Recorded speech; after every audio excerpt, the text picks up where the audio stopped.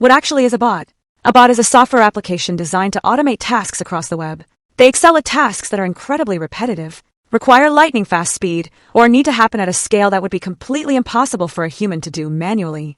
Today, we will look how to build it using Python. We will create a bot written in Python.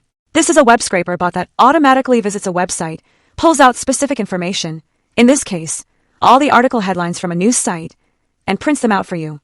We will use the website http://books.toscrape.com to test.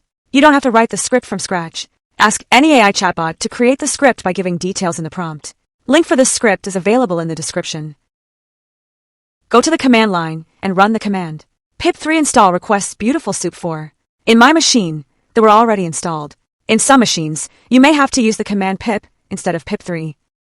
Go to the folder where the script is stored. Run the following command from the command line. Python 3book_bot.py. The bot will list all the books listed in this website. Let us verify the result from the bot. Go to the website http://books.toscrape.com, which was used in the bot, and scroll down. Yes, the list of books match with bot result.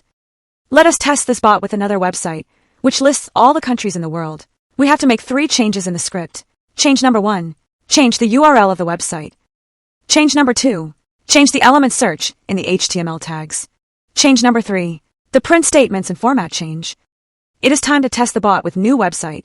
Go to the folder where the script is saved and run. It has listed 250 countries in the world. Let us check the website. Open the website https://www.scrapethissite.com/pages/simple in the browser and check the countries. Yes, the number of countries listed by the bot matches with the website. So what's next? You could easily schedule this bot to run automatically every day and have it email the results directly to your inbox. The best part, you can actually build that entire automation using AI.